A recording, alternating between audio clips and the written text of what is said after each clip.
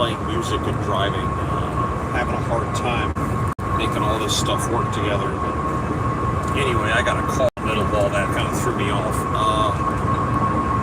I've been off the road for the last 2 weeks. The holidays got in the way of that, because we're coming up on Christmas. Cargo stops between Christmas and New Year's, cargo stops, and then there's a slow sputtering start back up after Christmas.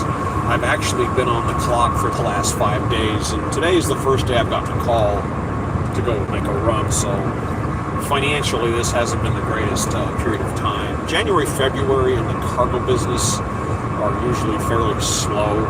Just everything, just post-holiday, everything calms down for a little while, but then it picks back up again. From a financial standpoint, this was a hard run, because on this last run out, I knew my tires were pretty much shot. They had 80-something thousand miles on them, and they were getting loud, and they were getting thin on the rubber. And here on this vehicle, there's a sliding door, and the door, you pull it closed, and the back part of it slams into the vehicle. You kind of makes a 90-degree turn. Well, the latch wasn't catching it. It was starting to get to where I'd have to slam it a handful of times, and it finally got to where I had to slam it this one time. I literally had to close the door like 30 times to get it to actually shut. And so I said, I'm not opening that till I get home. It's probably out of adjustment. Oh yeah, it was definitely out of adjustment. They had to replace the door, the latch, and the cable mechanisms, and apparently this is not a new problem, because there was they had them in inventory, which is a really odd part to have at the local Ford dealer. But turnkey to get the door latch done was $700, so that was $700 I was not planning on. And then I got a tire guy, and I got 4 tires put on here, turnkey for $650, which is cheap. So that's almost $1,500 I've just gone through. And then I had a guy doing the differential fluid, which was $100. And he said, oh, by the way, your transmission oil cooler's leaking. So I took it to the transmission shop, and that guy said, no, your cooler's not leaking, your transmission's shot. So he showed me a transmission sitting on a table. This one has the one in the van had 191,000 on it. But this guy showed me a transmission. He said, your pump isn't working. It's failed. It's mechanical. And when the pump doesn't work, it doesn't circulate the oil. It doesn't circulate the oil. It doesn't get cooled off. What do I do for a living? I am semi-retired, and I work as an expediter. And the simplest way to describe that is truck driving in a box van. And it's a whole lot easier with a lot less regulation, which is why I enjoy this. I don't keep log books. I don't go through DOT checkpoints. I don't have time limits. I can just drive. It's like driving your car. I use a van. But the guy, my transmission is leaking, and the guy said it's not leaking, it's overheating.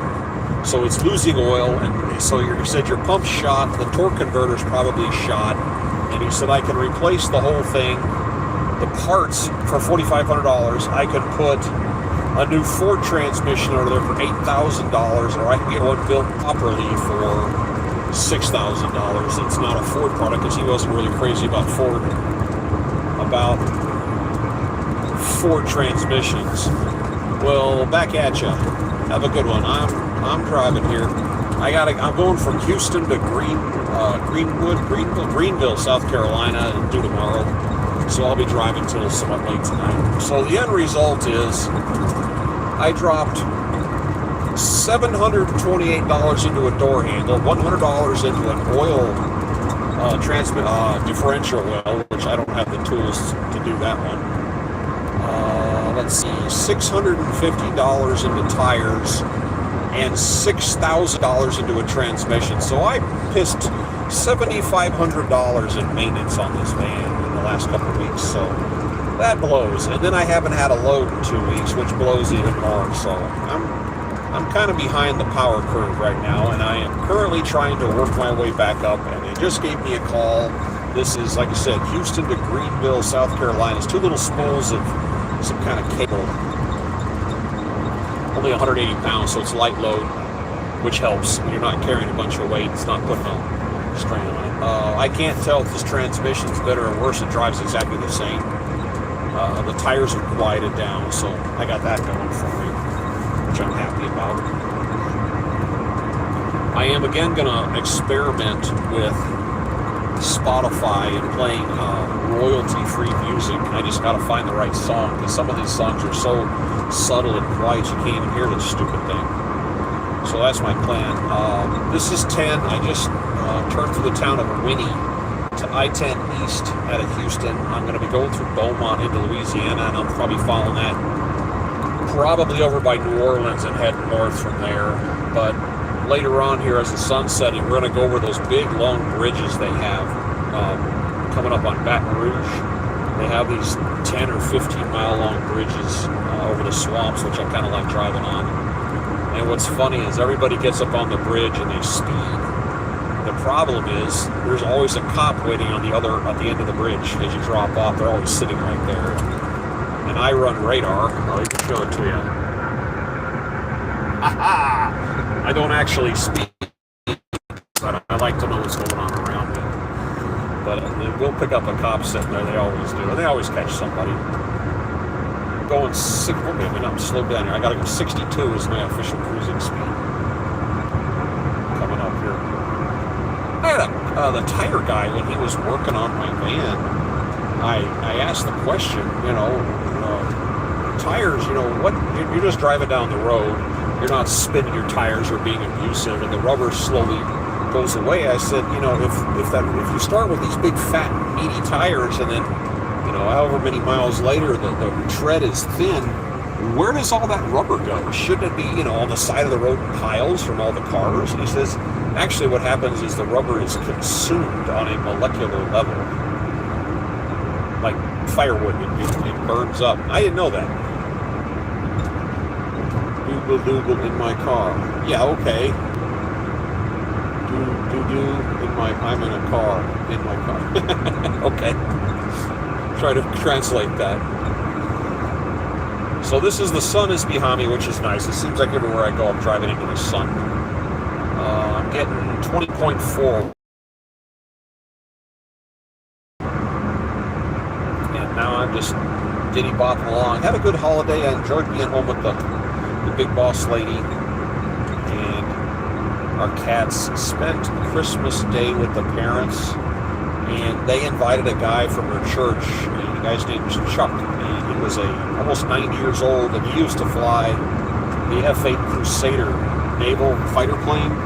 And I think it caught him off guard because I was also a military pilot. I think I caught him off guard that I knew as much as I did about that airframe. And we got to talk aviation, and I enjoyed that. Pilots can sit around and, especially military pilots, can sit around and babble. But when I was flying in the Gulf, I did it for 14 years. I used to cruise up and down this road, back and forth, Louisiana and Texas, regularly. This was like weekly. I was back and forth on this and spent many an hour on this road right here.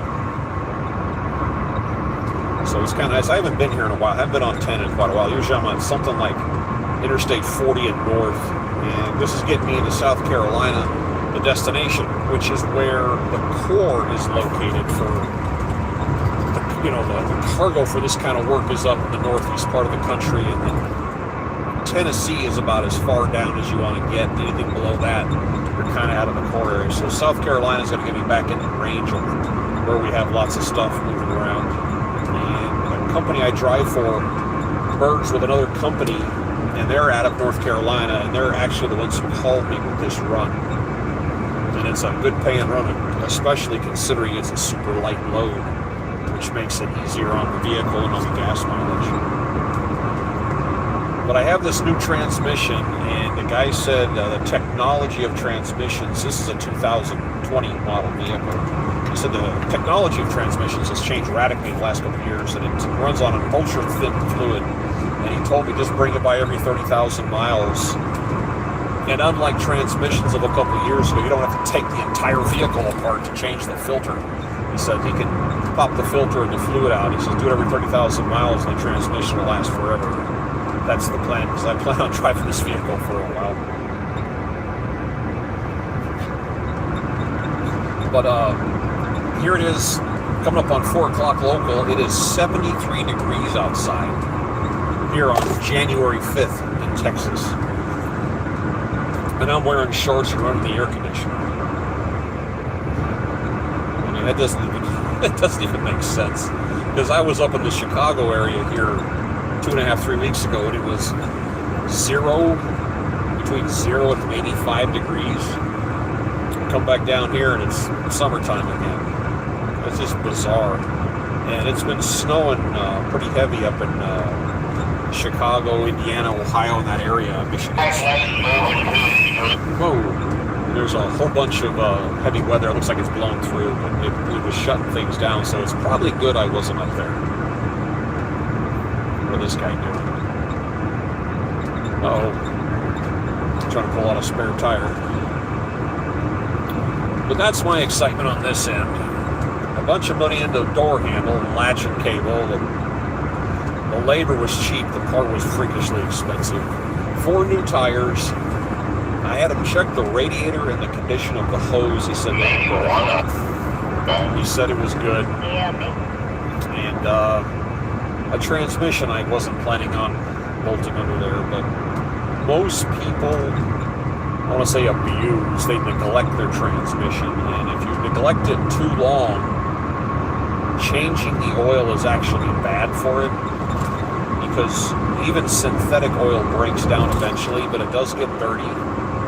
And there's little bits of microscopic metal wear in your transmission, and if you're running the same fluid in there forever, you've got 150. Whoa, what's going on here? Oh, crap. I don't know why traffic's stopping here, but it is. Everybody says all lanes closed. I don't know what's going on here. We'll figure it out sooner or later. What you do, if you're driving along in heavy traffic and it slows all of a sudden, you hit your flashers because trucks can't just stop. So immediately put your flashers on. I heard something about a radio check. Turn it on, see what it does. Yeah, I'm listening to the CB right now. Yeah, when the traffic stops suddenly, hit your flashers. If you come over a hill and the traffic is stopped and I'm in this van and I have to slam on my brakes, I'll literally grab my radio and yell brake check, which warns drivers in big trucks that stuff's getting weird quick. Yeah, I don't know what's going on. I can't see up here. I knew it. I did the wrong way. Well, come on over. It says right lane closed. Right lane closed. Moving over one then. I don't know how to merge. What's a merge? Find out quickly. See, that's the thing about CB radios. I don't know if you can hear that, but CB radios are quiet, generally speaking. It's merge A, and I think it means stop. And the radios are generally quiet until something happens, and then it'll light up like a Christmas tree, which is what's going on. I've got to turn down right now. Everybody's got one. Whoa, there we go. Let's see what's happening. Red Jeep forgot his hazards. Yeah, that guy also cut into me. I signaled to move over, and he just kind of cut into me. Yeah, at some point you got to remember to take your flashers off. That's just till traffic stops, and then you stop doing that. So I noticed about this road is when a big truck breaks down, it's always on a bridge where they can't get off. It always seems like they break down where there's nowhere to get off and they block a lane, and then we get backed up for whoever knows. Drivers like that. Crashes happen. Yeah, how do you get into heavy traffic and it's bumper to bumper and people start zigzagging lanes because they get this theory that, oh, there's going to be some wide open fast lane over there. No, there isn't. Sorry, but they like to convince themselves of that. But if you see an accident, if you see an accident, either if it's on your side of the road, get in the lane the furthest you can away from it because there's going to be rubbernecks. If it's on the other side of the road, continue to get as far away from it as you can because everybody needs to slow down and stare at it. Ugh. Rubbernecks. Kill them all. Yeah, and the problem is there's people running around. There's the get-rich-quick people out here that try to crash into vehicles on purpose. And I had somebody pull that crap on me my first week out here when I got back into Expediting last March. I was running out of Detroit. It was there's a lot of little manufacturers around Detroit, and what they do is these little factories are putting out whatever product is they need, and they've got like 3 shifts, so they run 24 hours a day. Yeah, insurance scammers. So you'll literally pull into these places, and there'll be 3 or 4 more vans sitting there, and they'll finish a pallet of whatever the part is, and you'll run it to a manufacturer, and you turn and you come back. And I was doing these round trips from Toledo to Detroit, which is about 70 miles. You'd run a load, drop it, and then run back and basically get in line and run another load and come back. You just do it all night long. It paid pretty good. And I'm driving south out of Detroit. Yeah, and that's the thing. I have a dash camera, but my first week out here, I didn't have the dash camera because this would have been the greatest hits video of all time. So I'm going, the speed limit is 65. I've got the cruise set on 60. I'm diddy-bopping along. I'm just saving gas. I'm in no hurry. There's not a car within a half mile of me, front or rear. And all of a sudden, in my left headlight, which is right there, this is kind of a short-nosed vehicle, I'm looking at a mag wheel cutting in front of me. This clown came up behind me with his headlights off and swerved his car in front of me to cause an accident. So he's literally cutting in front of this van. Now this van has a sharp nose where I can't see the hood unless I lean forward. And this guy cut in front of me. He's blasted in the headlights. I can see maybe 6 inches below his door handle. And from there down, I can't see him. The collision alarm in my van can't even see this guy. It's not going off. And as he cuts in front of me, here's where he screwed up. He turned the steering wheel towards me. Had he stabbed the brakes, I would have blasted this guy. Instead, he turned his steering wheel into me, which caused the back end of his vehicle to spin out and go around. So he's wrapping himself around the front of my van. And as he goes around, I gave him a little nudge with the right front bumper, just the slightest little nudge, and he slid off the road and slammed into the guardrail next to me, pointing the other direction. And as I'm looking to my right at this guy, out of the corner of my eye on the left, I see another set of headlights just pop on. This was the witness. This was his buddy that was going to be the witness. He starts slowing down, then he zigzags a couple times, and then he punches it and leaves because the scam didn't work. Mind you, I'm still on cruise control. I'm still cruising. So this guy literally swerved to hit me and missed me. And it happened so fast, I didn't have time to brake or anything. He had a little tiny nudge to help him finish his spin. And then it was when I got home, I got my dash camera. So that sucks. So they're afraid of crashing into big trucks, but they have no problem crashing into little commercial vehicles. Yeah, that's what I'm thinking. I mean, it's dark out. I don't even know you're there, and you swerve in front of somebody, and you still manage to miss. That's, that was that was pretty lame. But now I have my dash camera, and I wish, oh God, I wish I would have had it that week, because that would have been the greatest hits. Could you imagine if you have a vehicle that is so close to you, your collision alarm, which screams out loud, didn't even see it. He was underneath the collision alarm. Idiot. But everybody's out here going to get rich quick. And that's weird because I keep dash cam in all my vehicles. I've been doing that for years. And I had one hit and run a while back, and I got him on the cam. And if you ever do get in an accident or someone hits you, the first thing you want to do is get their license plate. If you have a dash camera, read the license plate out loud to make sure it's on there, because sometimes the quality of the audio and the distance or the angle might not be right. So get the plate and read it out loud. If you're jumping out of your car, you need to get the license plate, because it seems like everybody and their brother that gets in a wreck jumps in their vehicle and runs. Everybody likes to run. That's just the way people are nowadays. It's kind of sad. Like, this guy got hit, and he's like, okay, we're going to pull into this parking lot. So he slows down. He turns 90 degrees into the parking lot, and the guy that caused the accident keeps going straight. He's just going to run away. That's what people do. And I found out in my life, I've actually been hit by 5 people in my life, but I've been driving for 40 plus years. I've been in 5 car accidents. I've never caused one. But every single accident I've been in, the other person was uninsured and unlicensed. Without exception. To the point, the last time I got out, they going, well, no, they don't even have a driver's license.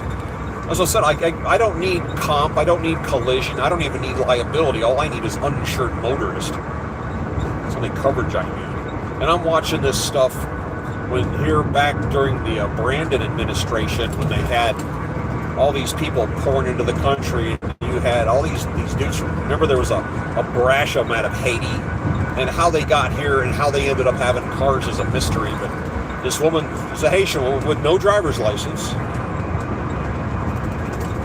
is driving a car, and she's going down the street, and she flips on her turn signal and cuts in front of a wall of traffic and gets T-boned. And it's caught on a dash camera. And this guy gets out, walks up, and goes, "What is wrong with you?"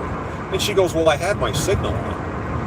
Because in her mind, when you flip on your turn signal, everybody just jumps out of your way, I guess. It's just, wow. The whole world's here for my pleasure. And something I used to tell teenagers, when you're like in rush hour traffic that's tight but moving, and there's always, we're all kind of going the same. Let's say we're going 35 miles an hour on the highway. We're just kind of moving along. And it occasionally seesaws. And there's always that one guy that's zigzagging in and out of lanes trying to, make progress, which isn't working. But they zigzag and they kind of get up there. And then the traffic seesaws a little bit. And then the same guy goes by, changing lanes. You go, okay. And a few minutes later, the same guy goes by, changing lanes. You go, dude, if you would just follow in line with the rest of us, you would save yourself a lot of aggravation, because you're really not getting anywhere. Was the guy, he passed a red light, stopped in the middle of the I've seen that, yeah. Yeah, the people that do that stupidity. Oh, there was a woman I saw, she was in a Honda, so this guy's coming on. And she would get in a 4-lane intersection. She would get in the turn lane to turn right to go that way, and she would go halfway through the turn and then straighten her car up and drive across the street, like somehow that was how you go around the choke point. Like, are you an idiot? They've got 3 at this point. There's 3 loops around Houston. And about 20 years ago, they were finishing the second loop on the east side of Houston. It's called Beltway 8. And distracted driving. I tell you what, I'm in this van. This month's not going to be it, but on a normal month, I run 9,000 miles per month on this van. And I'm sitting up a little bit higher than your average car, so I can see in the windows vehicles around me. And I can tell you this, talk about distracted driving. Passengers in cars is 99% of the passengers are playing on their phones. For the drivers, it's about 75%. Just playing with their phones. And it's an expression I make up. I call it FFF. And I'm going to give you the mild version of what that means. Finger fornicating your phone. Look in the window. Everybody's playing on their phone. Nobody's looking where they're going. Ironically, cops are the worst. They're playing on their phones or playing on their laptops going down the road. Should always help. Yeah, and they're not helping out. They're not paying any attention. And it's kind of disappointing that many people do that stuff. Oh, I did come up behind a car late one night in Houston, and I was going, yeah, the irony, the police are busy playing on their laptops. Talking about that, back before cell phones became a problem, I was down in in Galveston. I was flying out down there, and the fog in Galveston can be described as catastrophic. You're coming up, you're driving down the road going 15 miles an hour because you can't see anything, but I know there's an intersection coming up, And as you slow and slow, you're actually into the intersection before you can see the traffic light. That's how thick the fog got. And I crept into an intersection, and there was a cop car that rear-ended a guy in a little Saturn, and the only part of the Saturn that was touching the ground was his front license plate. He literally plowed up under this guy's car and lifted it up in the air, and he bounced on his front license plate. And I know that guy was playing on his laptop when he was doing that. But yeah, that's the irony of it. What you're looking right here is this. There's a mount here in the van. That's where the phone's currently sitting. And it actually came with the van. It's used. And I use this one. And that phone stays in the mount. Unless I pull it out to show you my radar, which I did. But I don't hold it in my hand and play on it. I listen to music. I actually listen to YouTube. And I broadcast, but I don't pull it out. Crash my phone had like when I realized I had. Wow. Mitsubishi Magnet and a black Jeep. Yeah. My last job that I had in aviation, medical helicopter, and we used to go to crash scenes. Whoop, here we go again. Flashers on. Kill what? There was still. Oh yeah. I've been to some catastrophic crash scenes, and I watched a video, and people shoot video at these scenes, and they were showing us in training. There was a helicopter. They block traffic. They put the helicopter on the ground if someone's bad, and they're really bad. And then I have a nurse and a medic in the back seat, paramedic, and what they do is they stabilize them, get them to the hospital, and we go from there. They were showing us a video where a helicopter had landed at a crash scene, was spinning, and they had the traffic blocked off, and a guy in a delivery truck, well, he just didn't want to wait, so he decided to go around the barriers and drive through the scene and drive underneath the rotor blades of the helicopter, and you know what? He almost fit. Almost. So that aircraft got destroyed sitting on the ground. Idiot. Yeah, we went to a scene. It was a car that had crashed into a ditch, and there was a woman in it, and the car was sitting in a way that you couldn't see. It was in a heavily wooded area, and she was knocked out. They don't know if she was in there for 5 minutes or 2 days. They have no idea how long she was in this. They called us conscious. I don't even know if we knew her name. Should not be under her name. Yeah, I agree. Stupidity is the cause of about 90%. There are some things are unavoidable, but I'd say 90%. Well, anyway, it's a T intersection, and they got fire trucks and police vehicles and stuff. It's a T intersection. Oh, geez, here we go again. And we have an FM radio, and we're coming in close. They give us a grid cord, and I put it in the GPS. And we're about a mile out, and I start calling the radio. I say, what's the situation? And they say, yeah, come on in and land in front of the white truck. So I circle and take a look. There's a traffic light, and there's some power lines, so I can see my gap. And I slow down, and the way you do an approach in a medical helicopter is walking speed. You don't come in hot. You don't come in, kind of normal, I guess. You come in to where if you need to stop, you can stop immediately, with having the power to stop. And we're flying a Bell 407, so it's a phenomenal airframe for power. So I line up, and I'm coming in slow, and I get 50, 60 feet off the ground, and highway patrol drives up underneath the helicopter and stops right in the middle of my LZ. So I pull pitch, and I go around, and I go, hey guys, you want to try that again? And they go, oh yeah, we didn't see him coming. All right. Keep in mind is that the roller are only responsible for your own life and others. Yeah. So I did a missed approach, and I went around again, and I shot in front of another vehicle. It was into the shade, and landing in a shadow is like driving into a tunnel on the interstate. You think you can see, but you really can't until you get in it. So I do the same thing. They got the intersection blocked. There's a fire truck way up there in front of me, like 75 yards away. I slow down, and we're coming in. I got my guys in the back looking to engine right. And I go, okay, make sure our blades and the trees and the power line, make sure we're not hitting anything. So we're all watching all around the vehicle. We stop and we're coming straight down. As soon as I pop into the shadow, there's a woman standing 10 feet in front of the helicopter holding her cell phone up in the air, filming us. She is underneath the rotor disc. I'm looking right, she's right there, I'm looking right at her. And I yank the power in and I pop up in the air. And I said, can somebody get this clown out of my LZ? They've got emergency vehicles everywhere. And no one's noticing this woman standing right where I'm landing. She's just a rubberneck. And then we do a second missed approach. And I go, can we get the situation under control down here, people? This is getting a little ridiculous. And they finally run her off. And then I'm able to get in there, and they picked up this woman, and we took her to a local hospital. And she was alive. She was not conscious. I don't know her medical condition.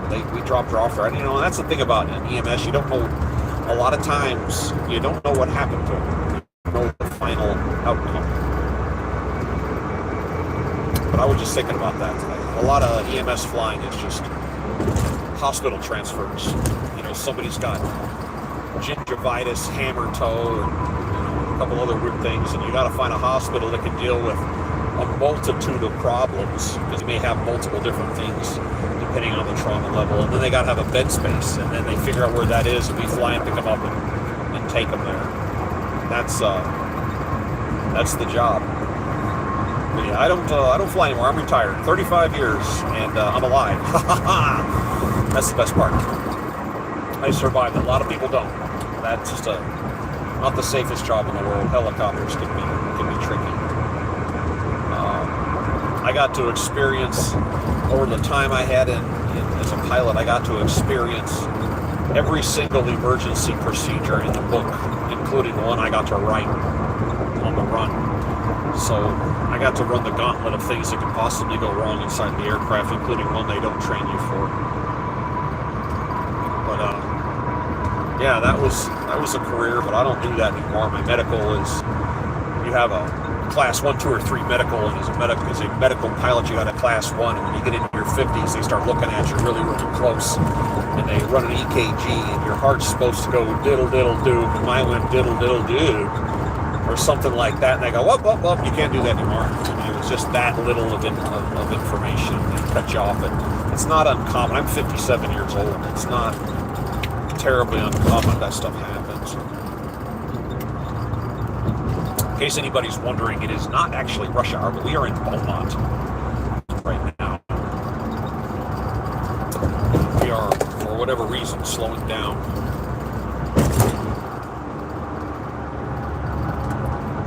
This will take us. There's a state line. I'll show it to you.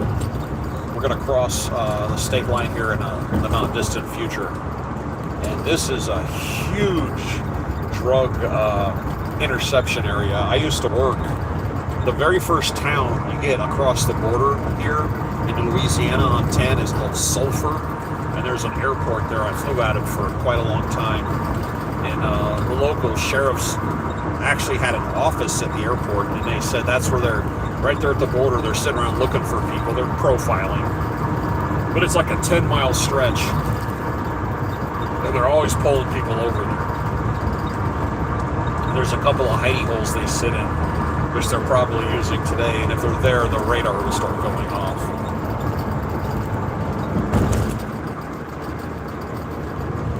Yeah, one of my former bosses, yeah, where the hazards are. Car could be the guy in the red guy. Yeah, could be. Yeah, you ever been in heavy traffic where everything comes to a screeching halt and you're sitting there for so long, everybody gets out of their cars and they're just walking around, looking at each other and talking. That's happened more than once. And I've been in Louisiana. And it's we're heading eastbound, and I'm talking to the guy behind me, and it's a Spanish guy driving a car with New York license plates, and there are 10 million dead bugs on his windshield all over the place. And you can tell he's been on the road a long time with New York license plates. He goes, yeah, I'm just going from Brownsville heading home. I go, oh, taking a load, huh? And he looked at me and his eyes got big. I was like, come on, dude. Are you stupid? It's real obvious, because what you're driving and, what you look like and your whole aura and your car, you're screaming, And I said, to help yourself, I'll go wash the car, because that kind of draws home the point that you're driving nonstop. He went and sat in his car and he wouldn't get out after that. That was fun. I was in a taxi, a small truck, container, making the road. Whoa. Yeah, I've seen some pretty entertaining accidents out here. I got caught I was in Kentucky, I think, and a truck driver, for whatever reason, if you're driving a tractor trailer, if you do a sudden maneuver, there is a whiplash that goes through the vehicle and it comes out at the end of the trailer. So if you have to jerk the steering wheel and turn right and then straighten out, don't jerk the steering wheel back left, because by the time the whiplash travels the length of the truck and the trailer and you turn back to your left, it's going to turn the whole vehicle over. And truckers know this. So, yeah, 10 years. That's good. About 100 yards in front of me, whip his steering wheel and go off the road. And I backed off because I knew what was going to happen. And sure enough, he immediately snapped the steering wheel and he flipped his truck on the side, and it slid and it touched the concrete guardrail, and the rear end of his truck went all the way across the highway onto the shoulder, and I drove right up there. It went around his bumper. I said, I'm not going to sit there. On my current ETA, I am. By the way, I'm going to, I'm trying to read this going down the road. It's hard to read it. Where is it? ETA. My ETA says 5:48 in the morning, but I'm not going all the way there tonight. But Greenville, South Carolina, and around one of these corners, we're going to see the state line here. I need to get back over in my right lane. All right, let me get in front of this guy, and I'm going to move over.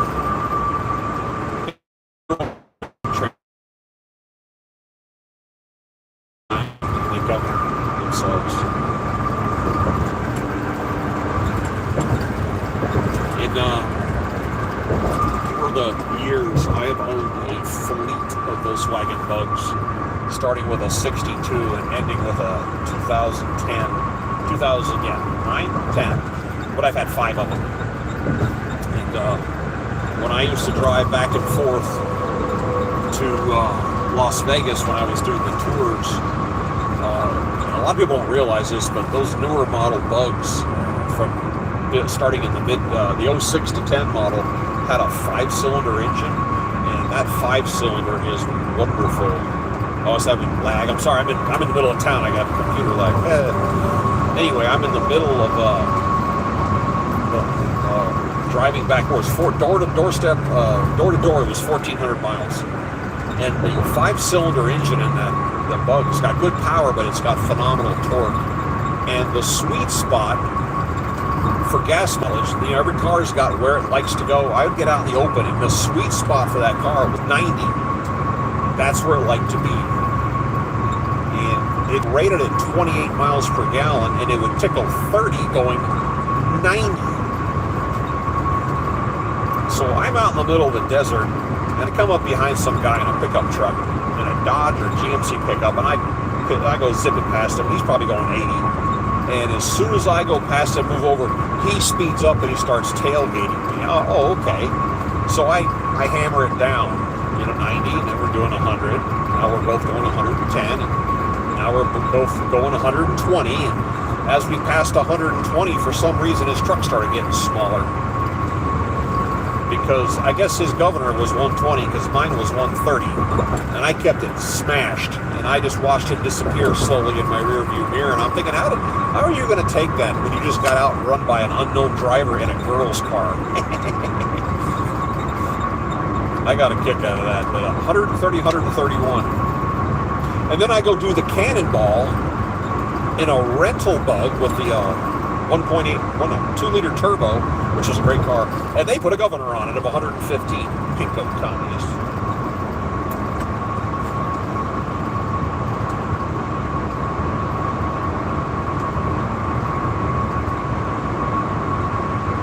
somebody's tailgating you, get in the right lane and just start slowing down.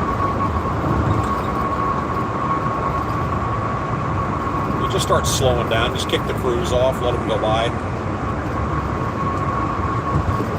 Yeah, that like I said, my rental cannonball bug would go 115 miles an hour, which that was frustrating, but I didn't realize it.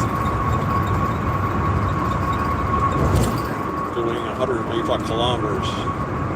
Yeah, I've actually had somebody, they're just like pacing you, you know, like get away from me. I've had somebody off my quarter panel do that. I speed up, they speed up. I slow down, they slow down. I was on the interstate. I kicked the cruise off, and I think I dropped down to 30-something miles an hour before they went past me.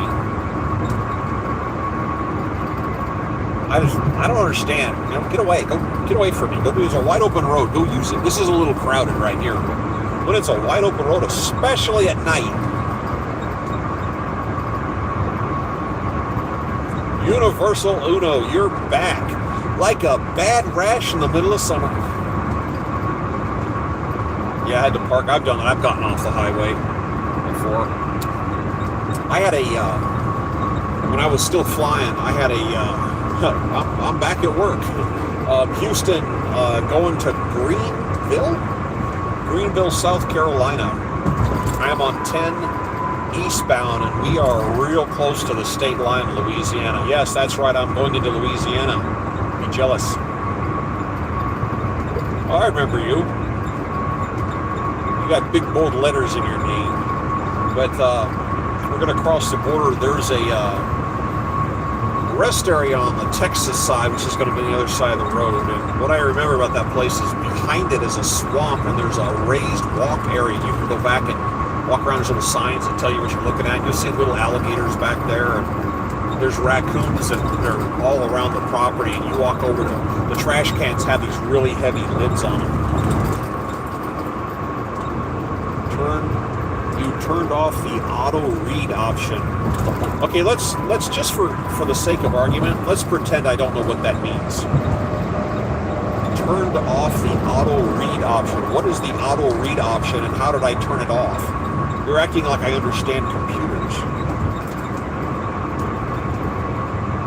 Yeah, the trash cans have these lids on them with these handles, and the trash can the lid weighs like 15 pounds.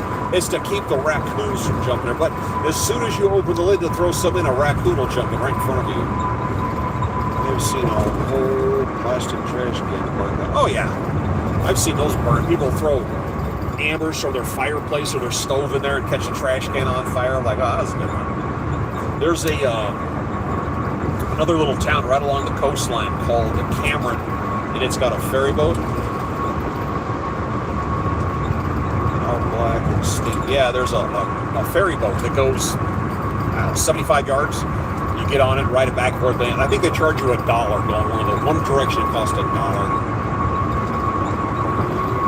And there's some trash cans while you're waiting, and you'll be sitting next to these flipped over. The trash cans that sit at an angle so you can drive and throw stuff in. And so I got my windows open, and 5 feet out my right window, there's these trash cans, and all of a sudden movement. And you look over it. All of a sudden, all these raccoons appear out of the bushes and climb in there and start going through it and see what people left behind for them. And I just got a kick out of that. Ooh, my gas mileage is creeping up. I'm up to 21 miles per gallon right now, so it's creeping up slowly. How fast could that guy gone? How fast could have that guy gone? Which guy are you asking about? There was a cat in the middle of the highway. Yeah, I tell you what, I was, my last round that I was out here, I came around a corner and there was a deer standing on the dotted line. You can see these dotted lines. There's a deer standing there. And I had to swerve. He was looking at me as I went by, and I grabbed the radio and I called up the mile marker, and I looked at it was almost pitch black out. And I grabbed the radio and yelled, hey, look at that. There's a deer standing here. Watch out. My neighbor actually hit a deer. Yeah, the deer do one of two things. They run or they stand there and look stupid. One of the two. Ugh. And they will tear up a vehicle if you hit one.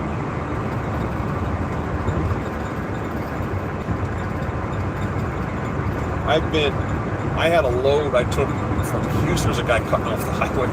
I've had a load I took from Houston, and I went straight north to North Dakota. It's the only time I've ever been up there. It was the middle of summer, so down here in Texas, it was 1,000,000 degrees and humid.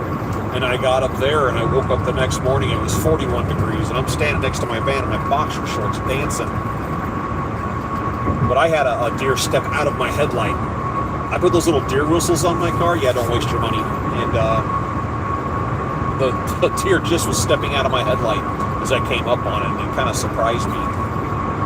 And I bought those deer whistles. Like, you know, they're supposed to make some kind of a high-pitched squeal or something.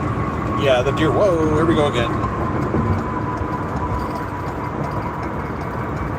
Slowing down again. They don't care, because you see them on the sides of the road eating the grass, and you go by, they don't care. Left lane closed ahead. All right, people? Let's see what's going on up here. Calling in from the Francais. Gray car that was rear-ended. Yeah. Yeah, they do. They all hide.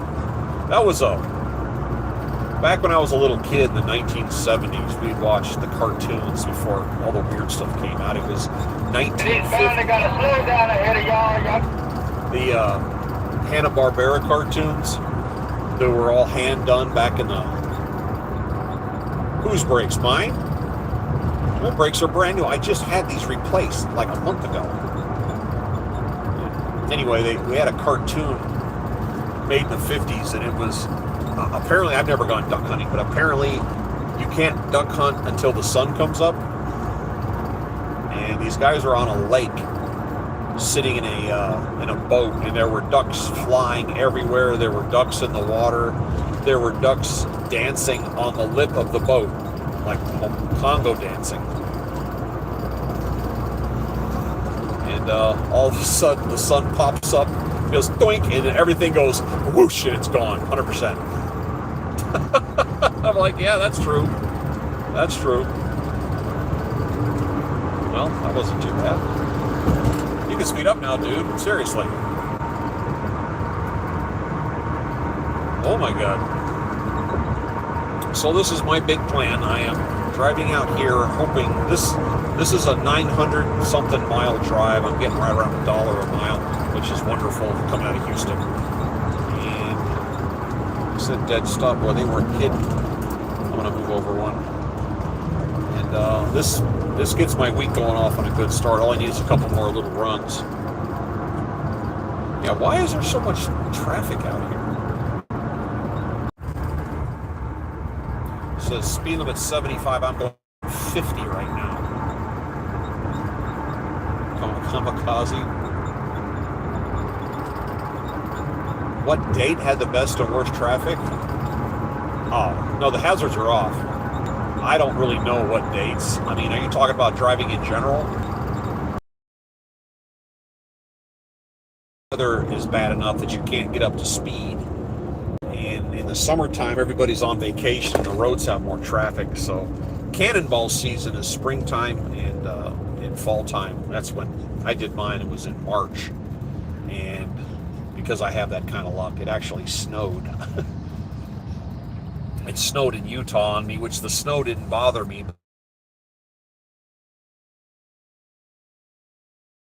But gone skin, and they were using up all the lanes. Okay, this is unnecessary. Yeah, I'm stuck.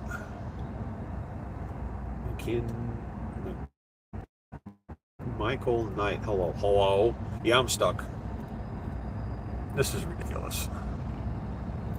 We're kind of in the middle of nowhere right now. Really nothing around us that would justify this much traffic.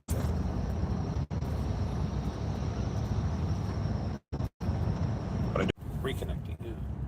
Oh, right now I am on I-10 in Texas, eastbound, and we are within spitting distance of the Louisiana border. I'm not really understanding what all this traffic is about, even though somebody suggested one of the lanes is clogged up here, blocked. Slide over one.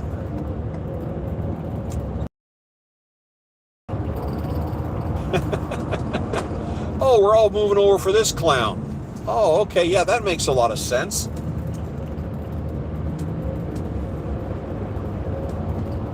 Okay, that was idiotic. There's a guy on the side of the road and everybody wants to move away from a dude messing with his truck. Why don't you just go? Dude. Serious. Mother involved.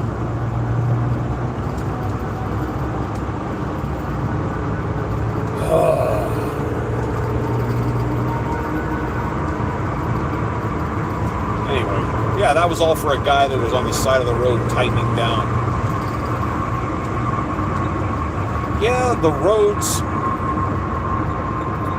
are soft. That's why nobody has basements. And the roads can get flooded a lot because of the low level of the line. You go up northeast and they have snow, and with snow you get ice. And you know what ice happens is ice gets in the cracks, and when water gets the cracks, it freezes, and it actually snaps the crack a little bit bigger. It'll force it open. That is hit the potholes. Yeah, it's kind of hit and miss. These roads aren't horrible, but yeah, they repair cracks with. I'm gonna move over again. They do that tar. Texas doesn't have income tax. You have federal tax, but there's no income tax. The sales tax is okay, and the property tax is a little bad, but they actually dropped it the last couple of years by maybe 35-40%, which is cool. At airtime. And you know, a lot of the states, like California being an example, they're so far upside down in their debts. They've got like $400 or $500 billion shortfall in their budget of just debts and stuff. Well, Texas, last time I checked, which was a couple of years ago, they were ahead of the game by $45 billion. And that's why somebody's saying we need to just stop with property tax, since you have enough money to run the state. And if you have $45 billion laying around doing nothing, why don't you stop taxing people? You obviously have taxed too much because they got everything covered.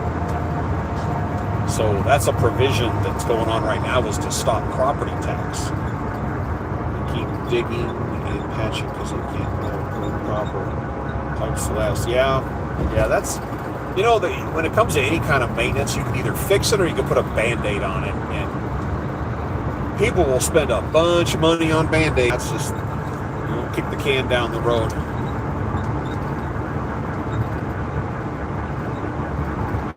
Put on paper tape for TV. Hey, look, traffic's slowing down again.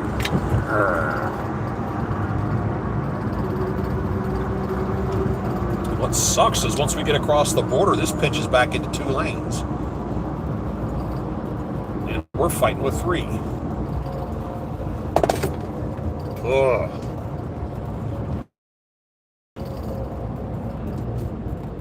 I did not see this coming, this kind of traffic in this area.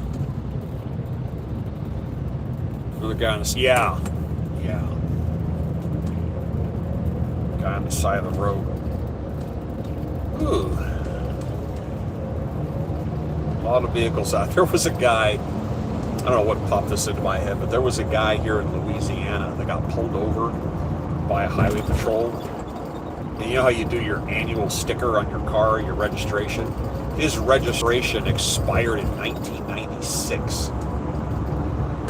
And I think this was in 2024. So his sticker had been expired for 28. Oh, we all slowing down to look at that. Is that what it is? On the right? And they said, why have you not updated your sticker on your car? And his answer was, I've been busy. Apparently, for the last 28 years, this guy's been so busy, he couldn't go put a sticker on his car. Or truck, I guess it was. I've been busy. Wow. That's busy. Oof. Oh, they got a new thing going here in Texas, which caught me off guard. I bought a Honda Ruckus little scooter I had for a while, and I upgraded a bigger, I got a Burton now, but I had the Ruckus for a while. This guy had bought it off somebody, and he never moved the title, which is not uncommon but it hadn't been registered in like a year. So when I went to register it, they charged me $25 a month for every month it wasn't registered. How's that for a scam? Yeah, 28 years busy. That's what I'm talking about.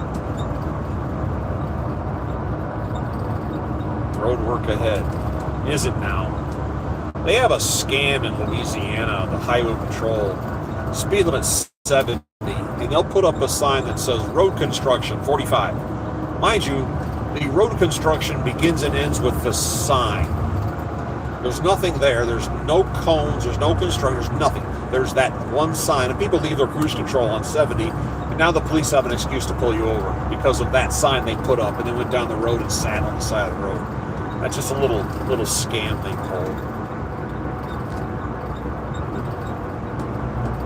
Yeah, there was a guy, when I was a teenager in the 80s, there was a guy they pulled over in Colorado whose driver's license had expired in the 1920s. And he said, "You haven't updated your license in 60 years?" He goes, "No, I've never been pulled over." And he says, the cop said, "Well, I'm not the one that did." So he just handed him his license and sent him on his way. He's like, you know, I'm not going to be the one.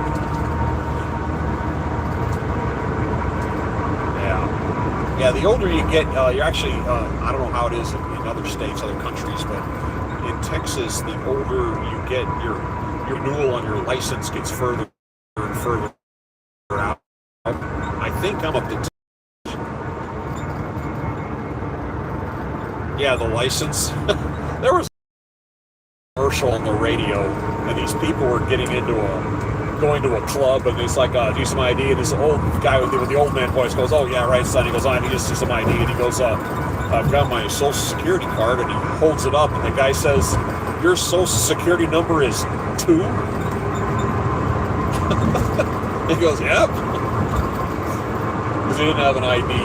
That was the whole thing. Yeah, I don't even know what licenses looked like back then.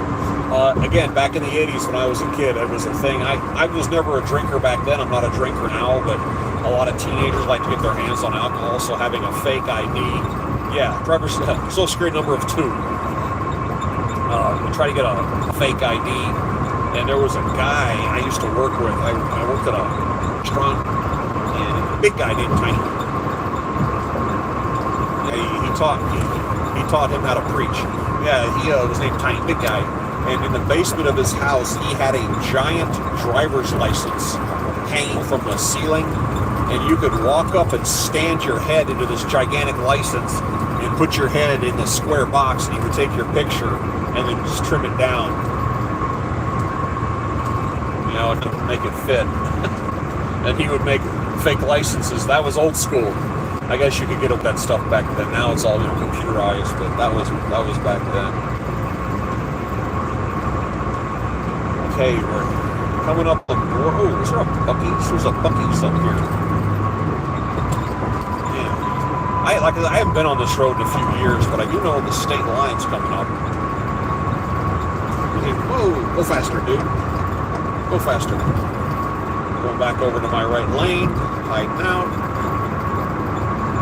Watching gas prices creep up. It was $2.17, and that's showing $2.39. So it's starting to creep north the further east we go here.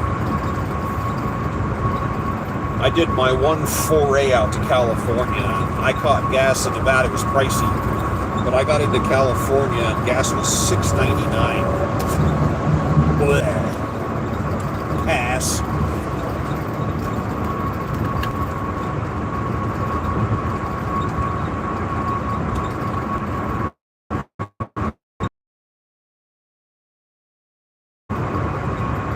Well, you know, they always, if you got to go state to state.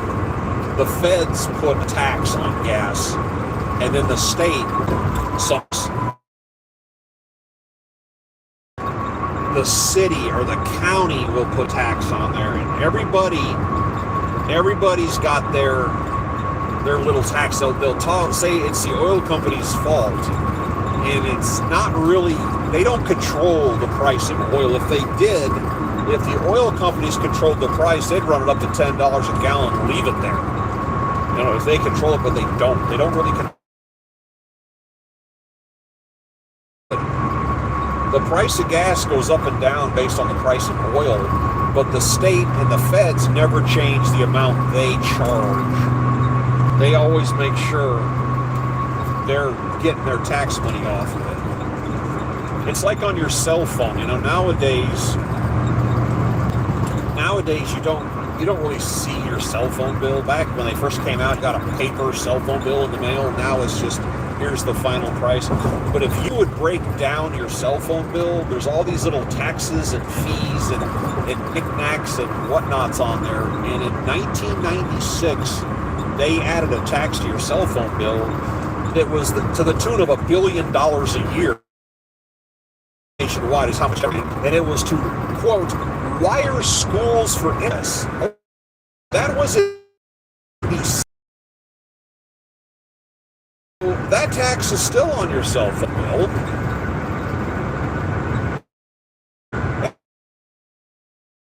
And after 30 years and billion, they finally wired schools for internet. They're never going to stop. Once that tax gets going and the government gets addicted to that money, they can't stop. You know, they just, what's the national debt? 36 trillion? You know, if 36 trillion dollars worth of gold fell out of the sky and landed on Congress's lawn outside the building, do you think they would take that money and pay off the national deficit, the national debt, or would they find something to spend it on? I mean, there is no amount of tax money that's too much for the government. This was taught to me when I was a kid. The problem with tax. If you, as an individual, are going to go buy a product for yourself, you are going to buy the best product at the best price. If you're going to go buy a product for yourself, somebody else is for it, the best product, and you don't really care about the price. But if you're, and here's the politicians, if they're going to go get a product for somebody else that another somebody else is going to pay for, they don't care about the product and they don't care about the price. That's the government spending your money. Speed cameras, and they're trying to install like 42 people wrongfully. Oh, they do. They had those cameras go, and they started doing a little expose, and not only did they take the cameras down, they told them to take down the pole the camera was on, and they had them take out the concrete block in the ground. What was happening with those cameras? This is 20 plus years ago. What's this guy doing? The cameras were made by Martin Marietta out of Colorado, and they were giving those cameras to municipalities, to police departments to put up. And they said, tell you what, we will give you these cameras for free, and we will operate them, but you need to give us a percentage of the revenue you're making off them. So, of course, the state goes, oh, free money? Oh, we'll take it. So they put up these cameras, and they put them all over the place, and this is a computer program. So it shows, oh, gee, look, you were in the intersection when it was red. Here's your ticket. You can't argue. Here's the picture. Well, a local news guy went and put a video camera on the traffic light and watched it. And every once in a while, your yellow light was 3.5 seconds. But every once in a while, it was 1 second. And they would catch a handful of cars. I was like, oh, yeah, because, you know, there's no way anybody would lie or manipulate a system for money. Because, I mean, let's make a list of things people won't do for money. Let's see. There's, let me see. What will people not do for money? I got nothing. You got anything? So Martin Marietta had a computer program that would just randomly make the traffic lights, the yellow light. Yeah, people eat their own children for money, but they would make the traffic lights, and they caught them doing it. So they immediately rescinded somebody got a law passed. They had to pull all the cameras down, take the light pole down, take the concrete out of the ground. Because it's just a scam. They just turn your car into an ATM machine. Okay, why is this guy... There you go. Let's see what's happening here. Yeah, it just makes you. And what's your argument? You know, I wasn't in the intersection. That light went super fast. Yeah, sure it did. Oh geez. Oh, okay. This lane goes away. All right, let me get up here. Sorry, dude. I didn't know this lane went away.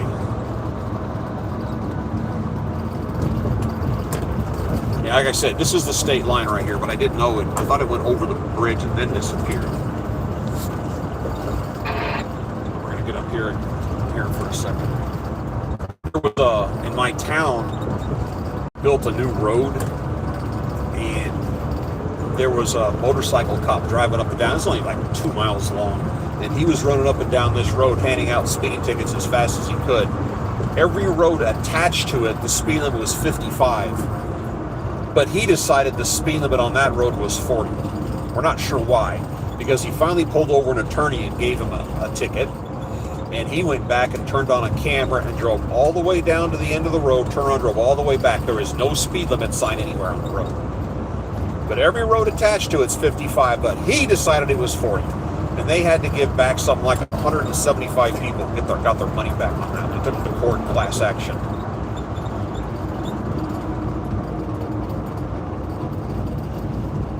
Yeah, I tell you what, power tripping cops, Texas, they're bad in Texas. There ain't nothing but egomaniacs down here. You know, police like to think they're the good guy. In Texas, they're not. Yeah, they're super power tripping. They like to think that if it comes out of their mouth, it's the law. And I deserve a speeding ticket more than the next guy probably, but I've never had one. And I had this conversation with somebody the other day. We have a car wash by our house. We got one of those subscriptions, and I run Mama's car through it. But we went through it one day, and I got pulled over soon after because the license plates on the car were bent, and that was an excuse to pull me over because of the car wash.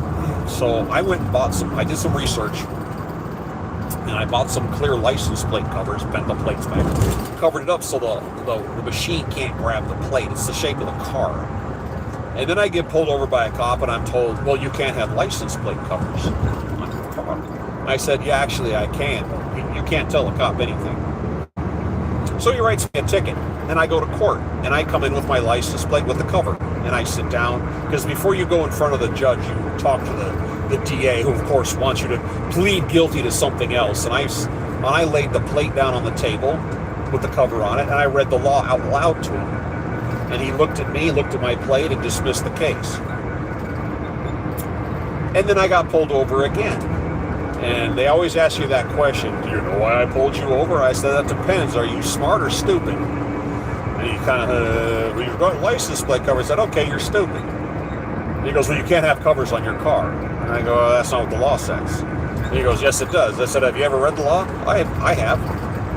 And he goes, well, the law says you can't have. I said, then he asked me what law is it, and I said, Texas Penal Code 504.945, and the fact that I know it off the top of my head should be an indicator I know what I'm talking about. Oh, no, that says this, you can't have blah, blah, blah. And then I have a copy of it, and I read it to him. I said, you want to read this?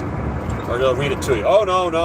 And then I pull out my ticket, my previous ticket, with the dismissal, and I hold it up. I don't let him see it because it's got my personal information on it. And I said, and here's the last. Here's the dismissal. I don't know the words I used, but I suggested I placed the ticket where the sun don't shine on the cop. And I said, you want to do it again? And my attorney said, if I can get another cop to write me a ticket, I got a lawsuit on my hands. But yeah, they believe that if they say it's the law, and nobody ever challenges them on it. And every state's different, but in Texas, the police always want to see your ID, but the trick is, you don't have to see it. And they say, I need to see my ID. No, you want to see my ID. And then they get mouthy and they get mad, and then they always start to go to jail. I said, for what? Failure to ID. Okay, let's go. There's no law that says I have to show you my ID because you want to see it. And they argue, well, why don't you want to show me? Well, because I don't have to. Problem solved. The law literally says you don't have to unless they have you for a crime, not we're conducting an investigation. That's just the terminology. But yeah, the power tripping stuff's getting out of hand, and everybody's got a camera. Everybody's filming, but they still do this stuff. Some of the older guys do. The younger guys are starting to figure. The older guys, you can't really teach them stuff. Okay, we are in Louisiana right now. I know I got off on a tangent. And up here is this drug patrol zone coming in. I want you to see. And there's going to be a turn, not this overpass, but the next one, where there's a hidey hole on the right side of the road where the police have a tendency to sit running radar because it's out of sight until you get right on it. I'm sorry, I get off on tangents. AI. It seems like they're always doing construction here. Like, always.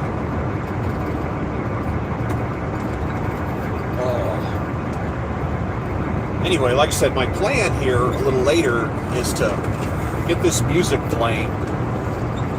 I like to play it. I want to play while the camera's rolling while I'm live streaming it. I can't do it on my phone. You can't live stream and play music at the same time unless it's something you downloaded. But I can play it off of Spotify, but they're real weird about what music you get to play, and I have a whole section called royalty free, and they don't really care if you're doing it on there, and that's what I'm going to be using. I got to find the right music. Some of it's so quiet you can't even hear it. But I think this next overpass coming up here in a few minutes is going to be the transition. Whoa, whoa, whoa, whoa, whoa. There we go.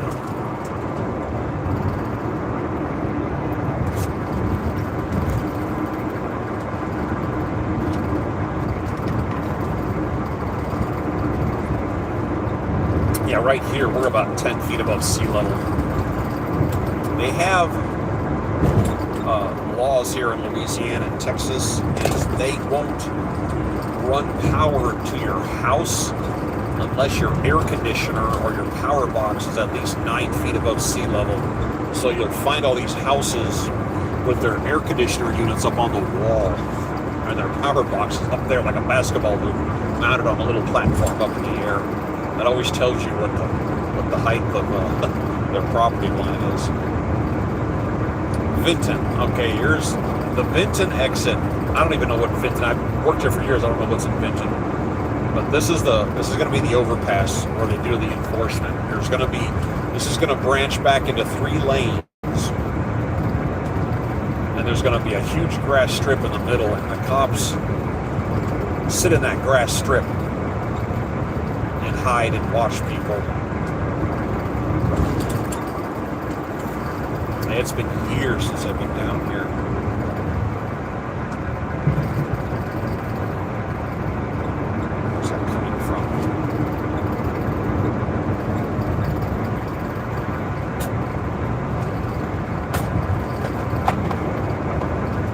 Got something rattling here.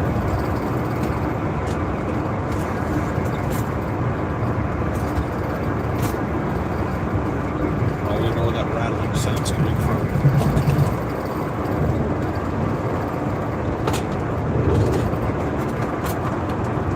Nope, this isn't my turn. Looks like I'm sliding over again. I used to fly up, man. There's a lot of traffic here. I used to fly up and down this road in my collection of bugs. I mean, we would go really fast through here. It's like they've been doing road construction since the origins of the universe.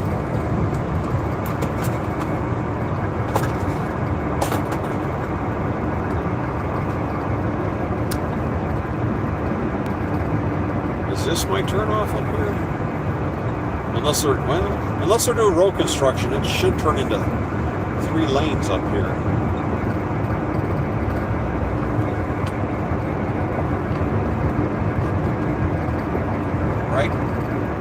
Right in this turn. Yeah, I didn't know they had this whole area torn up. I got a guy behind me getting mad because apparently he wants me to go really fast.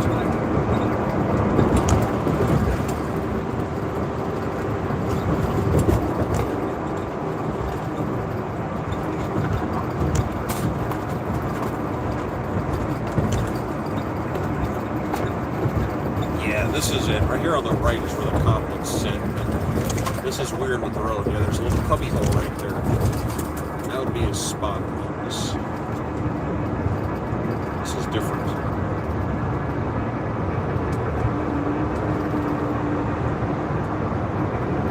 Whew. Yeah, I flew out of the Sulphur Airport for years. They had a hurricane that blasted in over here a few years ago. That airport basically got destroyed. The hangars all fell in on top of it. People would hide their aircraft indoors for the storm, and then the walls got blown out and the roof fell, guillotined all these aircraft to pieces. Boy, they're really tearing this area up.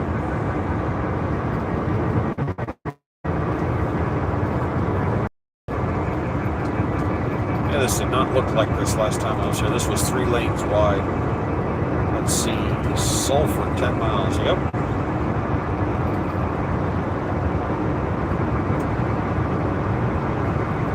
Anyway, we get through Sulphur, and we go a little distance, and we go to Lake Charles, or Lake Chuck as it's called, and then after Lake Chuck is when you hit the bridges, and you see these big, tall bridges that go over the swamps, and at the entryway to the bridges, there's people legal lane change here. Okay, there's the 3rd lane right there. That's the open area I was looking for. People go down there with their boats and go fishing, crabbing, whatever it is they do in that area. All the trees are gone. Interesting.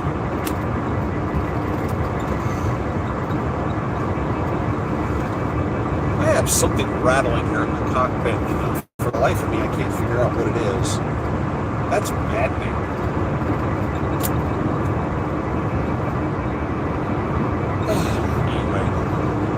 Cruising.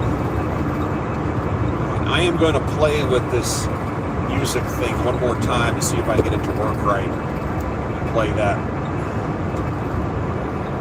This is all new to me. And if I can get it to work, I will go back to speaker. I just got to find something. Search.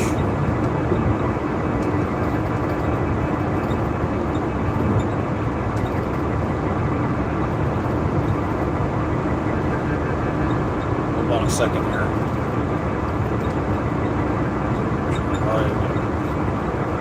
Driving Jag. Twitch hike. Okay, I want to try this one. See what happens. Let's see if this works. Again, this is all experimentation. All right, let me try this here for a while.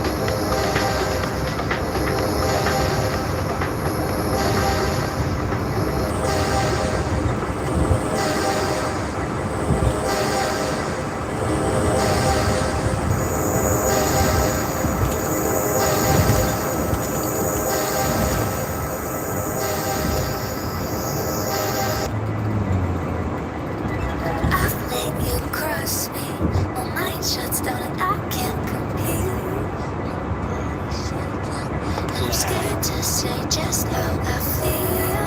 Gotta tell them that no.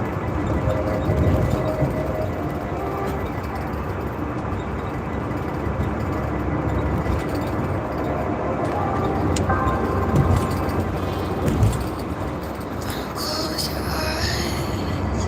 Can't you feel? Two. Got my head wrapped around another way. Sorry, looking for music here.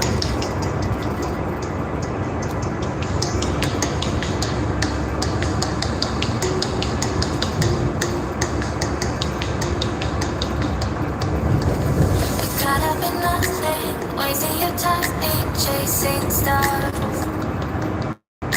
You live in the moment, carried away from who you are. Caught up in nothing, wasting your time, chasing stars. You live in the moment, carried away from who you are. 'Cause you're lost in illusions, dreams and confusion. Wash your hands so clean tonight. Nope.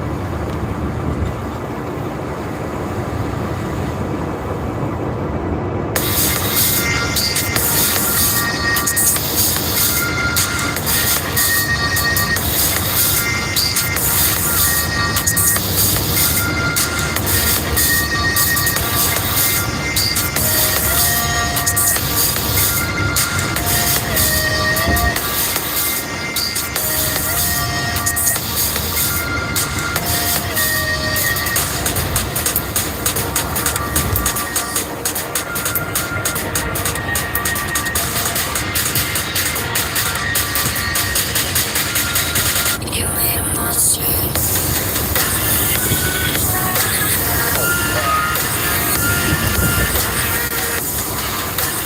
I wanna go to the land where I can be. Oh, come on. Give me something to listen to.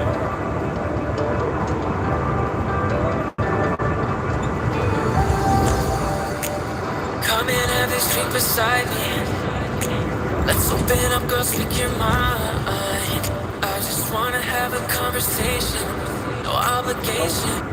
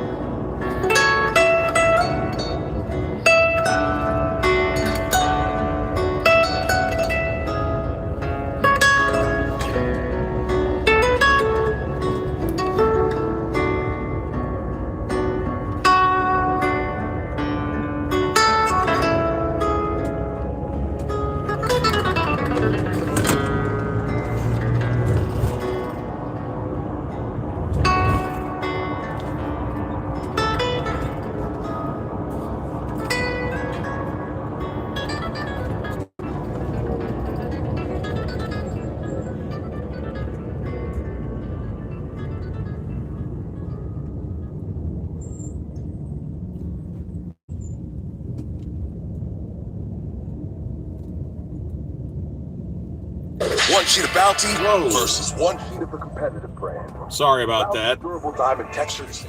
The problem with running on Spotify is they run commercials, and I can't do anything about it. So hold on a second. This is Lake Charles, Louisiana. Why is traffic backed up? Couldn't tell you. But it's backed up. These are a bunch of gas plants down here, petrochemical industry. So it goes sulfur, then it goes straight into Lake Charles, and then there's a gap, and then we hit the bridges, which are kind of cool. And we'll be to those here fairly soon. They have 3 very long commercials on here. It's the last one it's on right now. Okay. But like I said, when the music is playing, I'm experimenting here, so anybody listening, when the music is playing, can you hear it? Does it sound okay? Because I'm playing it on a tablet onto a little speaker. And the speaker, I'm just setting it really close to the phone, and I'm curious if it can be heard properly going down the road. Okay, we're almost at the end of our triple commercials here. And there it goes.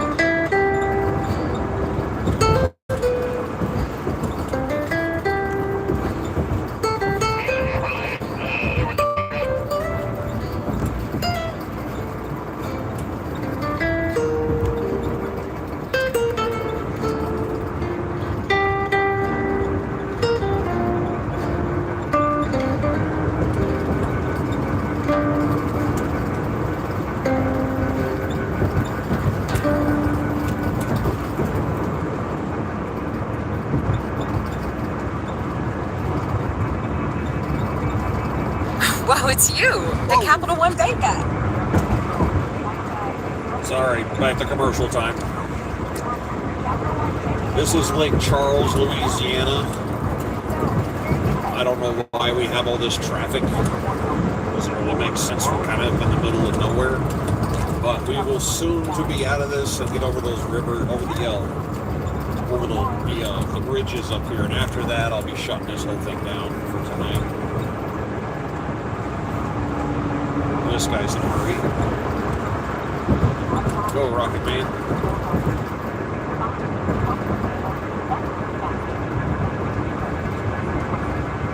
Sorry about the delays, but like I said, I'm using Spotify, and they like to run commercials in the middle of their music, which is mildly annoying.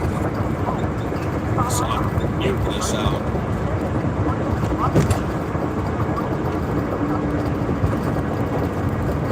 This is Eastbound on 10, Lake Charles, Louisiana. My next turn is near New Orleans, and I'm heading up towards Greenville, South Carolina. And when I said Greenville, I was green. What was Forrest Gump? Greenbow? Was it Greenbow, Alabama, where he was from? Fictional place. Almost done here. Okay.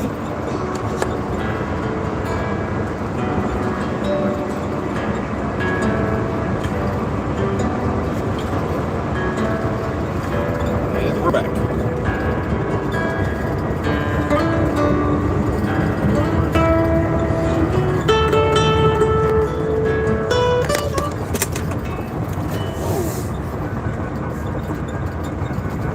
My music done fell on the floor.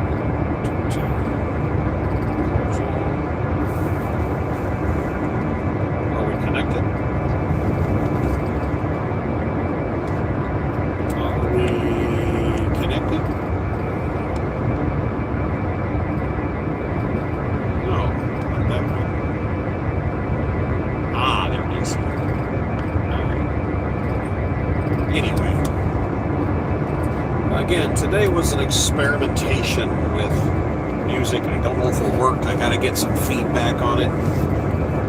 But I am past Lake Charles. We've been going for about 2 hours here. And I think I'm gonna end this so I can start recharging some things. And I'm gonna drive tonight until I get tired. I'm trying to go to South Carolina. I'm not gonna make it, but I keep hitting heavy traffic, and traditionally the traffic thins out. All the big trucks get off, or everybody gets off for about 10 o'clock, and it is 5:30, so I still have some traffic to deal with. But once I get past that, that's when I'm going to bail. But I'm going to take off for now. Take care.